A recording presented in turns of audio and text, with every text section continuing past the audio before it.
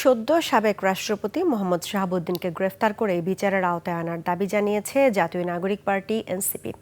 দলটি বলছে, রাষ্ট্রপতির পদ ছাড়ার পর তার বিরুদ্ধে আইনগত ব্যবস্থা নেওয়ার আর কোনো বাধা নেই। সরকারের প্রতি দ্রুত পদক্ষেপ নেওয়ার আহ্বান জানিয়েছে এনসিপি। আরও জানাচ্ছেন সুমাইয়া খান।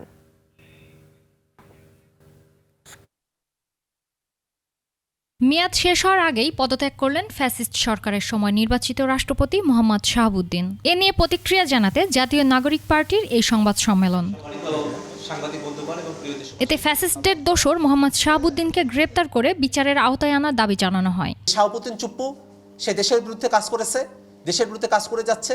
শাহাবুদ্দিন চুপ্পু রাষ্ট্রপতি পদে থাকার যোগ্যতা রাখে না, তাকে অভিশংসন করতে হবে।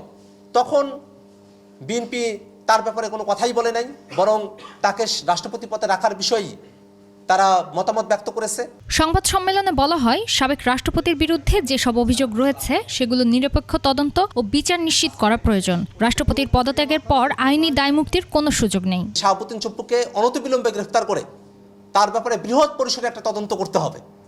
কারণ যে শাহাবুদ্দিন চুপ্পু এখনও শেখ হাসিনার সাথে যোগাযোগ রাখে, 24-এর অভ্যুত্থানের সময়টাতে সে কিভাবে যোগাযোগ রেখেছে, কিভাবে হাসিনার কর্মকাণ্ডকে সমর্থন দিয়েছে, কিভাবে গণহত্যার সাথে সম্পৃক্ত থেকেছে, প্রত্যেকটা জিনিস খুঁজে বের করতে হবে। এনসিপির নেতারা বলেন, শাহাবুদ্দিনের বিচারের বাইরে থেকে গেলে 2024 সালের গণ অভ্যুত্থানে নিহতদের প্রতি ন্যায় বিচার নিশ্চিত হবে না। শাহাবুদ্দিন চুপ্পুর মতো একজন ফেসিবাদের দোসর, একজন ফেসিস্ট, সে যদি বিচারের আওতায় না আসে, তাহলে 24-এর অভ্যুত্থানে যারা জীবন দিয়েছেন তাদের বিচার অপূর্ণাঙ্গ থেকে যাবে।